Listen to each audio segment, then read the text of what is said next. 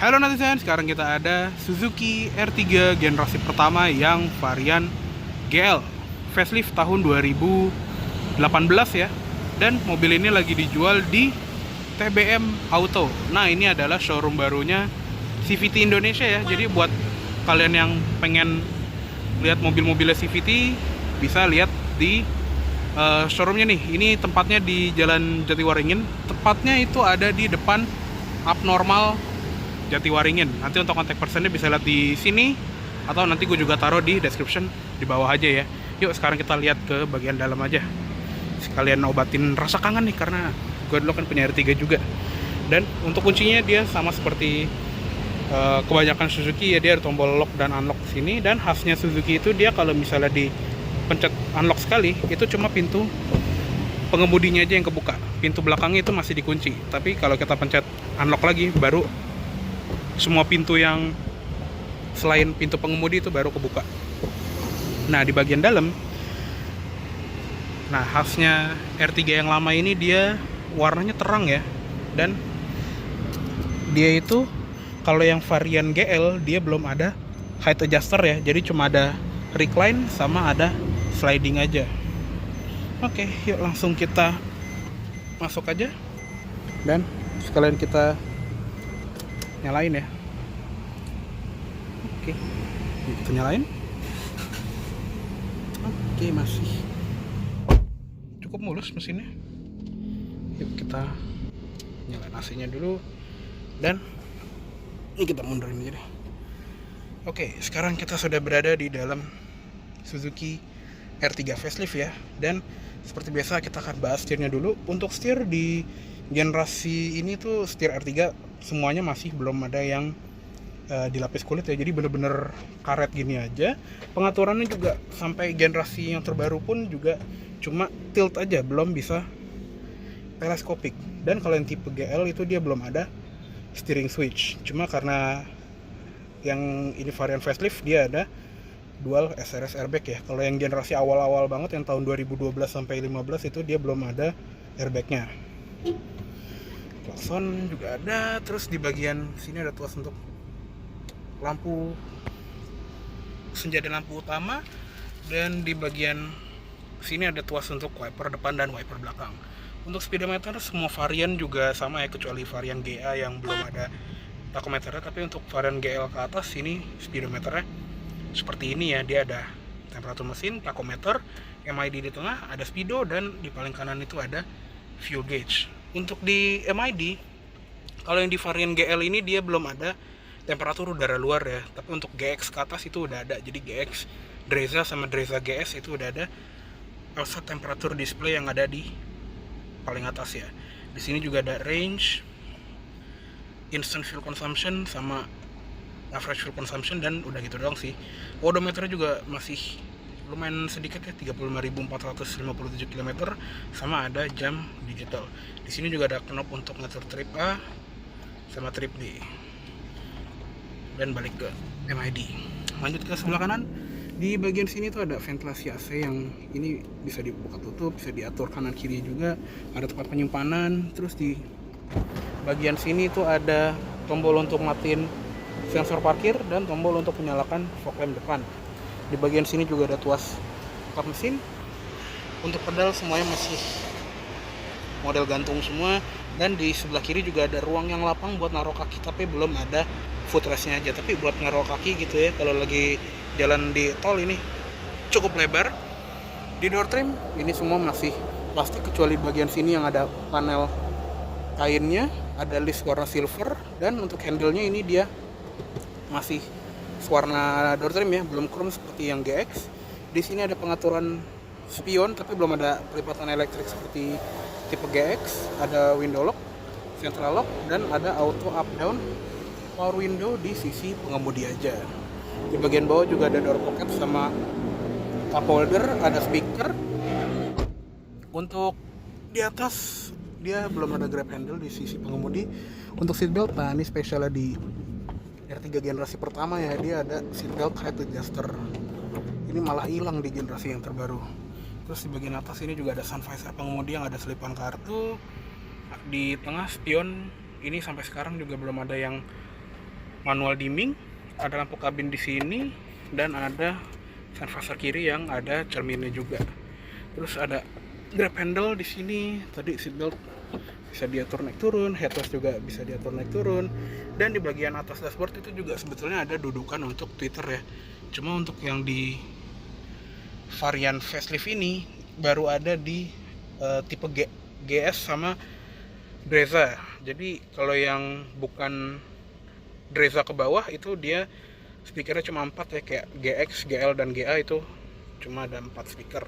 Dan kalau di GA malah kalau nggak salah cuma 2 speaker ya, atau makan nggak ada ini ya, nggak ada speaker ya, karena dia kan audioless. Nah di bagian tengah ini ada ventilasi AC yang di tengahnya ada tombol hazard dan ada indikator alarm. Untuk audio dia head unitnya in seperti ini ya. Ada di hari ini ada knob volume di sini, sama ada tuning knob buat frekuensi radionya. Dan ada tombol mute, tombol eject CD, di sini input CD-nya, ada mode FM AM, ada display, random, repeat, dan untuk ngatur audionya di sini ada equalizer-nya yang cukup lumayan banyak. Terus ada pengaturan bass, treble, balance, fader, ada auto volume compensation juga, jadi semakin kenceng mobilnya nanti dia akan otomatis gedein volumenya. Di sini ada input USB dan ada mode CD, ada 6 buah preset, dan ini untuk kayak next track gitu ya. Di bagian bawahnya untuk AC-nya juga dia di zaman ya, ini AC yang paling lengkap ya di kelas low MPV, karena dia pengaturannya banyak, ada fan speed, temperaturnya walaupun gak ada heater ya tapi udah cukup lengkap, ada buat sirkulasi udara, dan arah AC-nya juga paling lengkap di zamannya, karena dulu kan Avanza Xenia bahkan sampai sekarang sih ya, di AC cuma bisa ke kaki doang. Dan di bagian bawah sini juga ada power outlet, ada input USB di sini, dan ada tempat penyimpanan buat barang-barang kecil di sini. Di sini juga ada lagi. Dan ini kebetulan yang varian manual, dia manualnya 5 percepatan, ada juga yang otomatis 4 percepatan. Udah ada sensor parkir juga tadi ya. Dan di bagian sini ada parking brake, tapi di bagian tengah sini nggak ada console box atau tempat penyimpanan gitu ya. Di sebelah kiri dia juga ada airbag untuk sisi penumpang depan, ada open storage di sini, dan ada glove box yang blocks of opening ya, maklum lah ya. Dan di bagian depan penumpang depan ini ada cup holder yang modelnya integrated gitu ya. Ini nice banget. Cuma sayang cuma ada di sebelah kiri doang, yang di sebelah kanannya malah nggak ada. Anyways, oke, cukup segitu aja untuk di bagian kabin depan. Yuk sekarang kita pindah ke kabin belakang. Oke, sekarang kita pindah ke kabin belakang. Nah, untuk di kabin belakang ini adalah posisi mengemudi gue ya. Gue tinggi 170 cm dan masih lega ya untuk yang di jok baris kedua yang paling mundur ini. Kalau misalnya dimajuin ini bisa sampai mentok banget sih, dan paling reasonable ya segini ya. Jadi kaki kita tuh jadi agak turun, nggak selonjor, tapi buat menambah legroom di baris ketiga ini udah lumayan ya. Dan kalau misalnya di paling mundurin ini juga sangat lega, beda sama Avanza gitu ya. Di bagian belakang jok depan itu ada back pocket, tapi cuma di kiri doang, di kanan nggak ada. Serta kalau yang facelift mulai dari tipe GL dia ada ini nih, input power outlet di baris kedua buat charge gadget. Dan untuk di door trim belakang ini juga sama seperti di depan, dia mostly plastik, cuma di bagian sini ada panel fabriknya juga. Dan R3 itu terkenal sama pintu belakangnya yang panjang, jadi dia lebih panjang dari pintu depannya ya. Ada tombol hazard, tombol ini juga power window, dan dia turunnya lumayan 99%. Dan di bagian bawah ini ada tempat buat naruh botol ya. Di sini ada gambar botol, ada door pocketnya yang sedikit, dan ada speaker. Terus di bagian atas ada grab handle, ada double blower mulai dari tipe GL ini, ada 3 speed dan ventilasinya ada 4 ya. Ini juga ventilasi masih kenceng, belum ada yang kayak oblak gitu, masih benar-benar fix ya. Di bagian sebelah kiri juga ada grab handle. Untuk headrest dia ada 2 yang adjustable, kiri kanan, dan yang tengah. Nah ini special R3 nih, dia ada armrest. Jadi di zamannya ini satu-satunya LMPV yang punya armrest ya, sebelum ada cooling conveyor sama expander. Jadi di zaman ini adalah salah satu LMPV yang paling nyaman. Tapi sayangnya waktu di generasi barunya armrestnya malah dihilangin, dan baru balik di R3 yang improvement tahun 2020 kemarin sama XL7. Dia juga belum ada input ISOFIX ya untuk di bagian joknya. Untuk seatbelt tengah dia juga masih 2 titik aja, belum 3 titik seperti yang di kiri sama yang di kanan. Ya, kayak cukup segitu aja untuk di bagian kabin baris keduanya. Sekarang kita pindah ke kabin baris ketiga.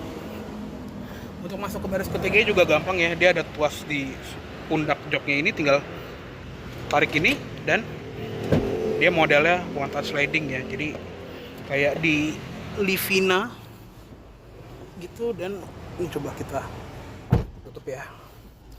Nah ini coba kita mundurin dulu.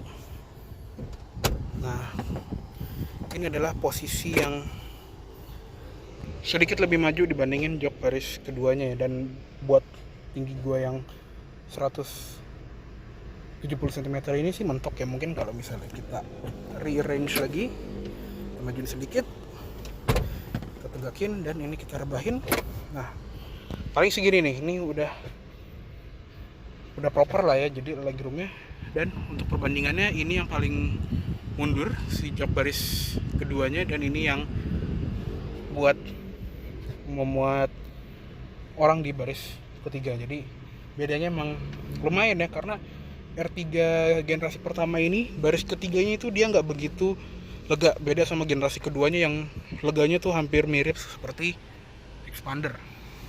Tapi di belakang juga ya masih cukup nyaman ya, kayak dia udah dikasih headrest, ada 2 bahkan di belakang kiri kanan sini ada, seatbelt juga ada, terus ada cup holder di masing-masing sisi tuh ya, di kanan juga ada.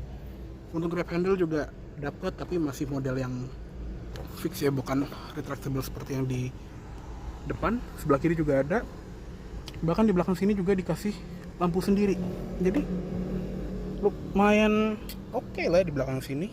Emang sih dia nggak dapat power outlet, tapi yang di kelasnya juga waktu itu belum ada sih yang ada power outlet sampai baris ketiga sebelum ini datang. Oke, cukup segitu aja untuk di bagian interior dari si Suzuki R3 facelift generasi pertama ini. Yuk langsung kita lihat eksteriornya aja. Oke, sekarang kita lihat ke pro mesin dulu ya. Nah untuk mesinnya di R3 generasi pertama ini dia menggunakan mesin 1400 cc 4 silinder dengan kode K14B, dan mesin ini memang terkenal irit ya untuk di sebuah LMPV, dan tenaganya juga sedikit berbeda dibandingin yang versi pre-facelift. Kalau yang pre-facelift itu kan dia 95 PS, torsi 130 Nm. Kalau yang facelift ini dia tenaganya sama, torsinya sama 130 Nm, tapi tenaganya itu agak menurun jadi 92 PS untuk mengejar fuel economy yang lebih baik lagi.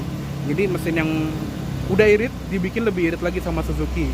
Cuma memang tenaganya tuh jadi kesannya agak kecekek lah istilahnya, karena untuk LMPV penggerak roda depan yang matic gitu ya, ini lumayan lemot. Karena dulu punya gue kan yang matic ya, jadinya berasa banget sih lemotnya. Dan karena ini yang versi GL, dia belum ada rem ABS ya. Rem ABS baru ada di varian GX ke atas, dan dia juga belum ada peredam kap mesin. Oke, yuk langsung kita tutup aja. Dan khasnya R3 generasi pertama ini ya, dia memiliki muka yang cukup ngebulet gitu ya, beda sama Avanza yang masih rada ngotak. Kalau di R3 ini dia mukanya bulat gitu ya, mirip-mirip kayak Suzuki Swift yang menjadi basisnya. Dan kalau yang di versi facelift ini dia bumpernya juga sedikit berbeda, grillnya juga sekarang nyatu ke lampu ya. Kalau yang pre-facelift kan dia grill sama lampunya itu ngepisah. Dan untuk yang varian GL sama GX dia ada bilah chrome 3 bilah seperti ini ya. Kalau yang tipe GA yang paling bawah itu dia hitam doff, chrome-nya cuma ada di logo Suzuki-nya aja. Untuk lampu di semua varian juga sama ya, dia masih menggunakan lampu multi reflektor halogen seperti ini. Ada lampu senjanya di situ dan ada lampu sen halogen. Terus untuk fog lamp juga baru ada di tipe GL, tapi kalau di tipe GL ini dia nggak ada list chrome di bagian atas fog lamp-nya, dia baru ada di tipe GX aja. Oke, lanjut ke samping. Untuk velgnya juga beda-beda ya. R3 yang paling bawah tipe GA itu dia velg kaleng. Untuk velgnya GL dan GX dia seperti ini, velg alloy single tone dengan ban Campiro Eco ukuran 185 65R15. Dan untuk varian Dreza itu juga beda lagi ya, dia two-tone yang model kayak kipas gitu ya. Untuk rem di depan disc brake, di belakang tromol. Tapi tadi untuk varian GA dan GL dia belum ada ABS dan EBD. Di bagian samping sini juga ada emblem VVT dan ada lampu sen di bagian fender. Untuk yang varian GA dan GL, kalau yang GX ke atas dia udah ada lampu sen LED di bagian cover spionnya. Dan tadi ya, spionnya juga belum bisa dilipat secara elektrik, baru bisa di varian GX ke atas. Antena juga dia modelnya yang masih long pole seperti di sini. Nih ya, kita lihat nih lampu pintu belakangnya tuh yang panjang ini, beda banget panjangnya sama pintu depannya. Untuk lampu belakang juga dia nggak berubah ya, dia masih sama seperti yang pre-facelift.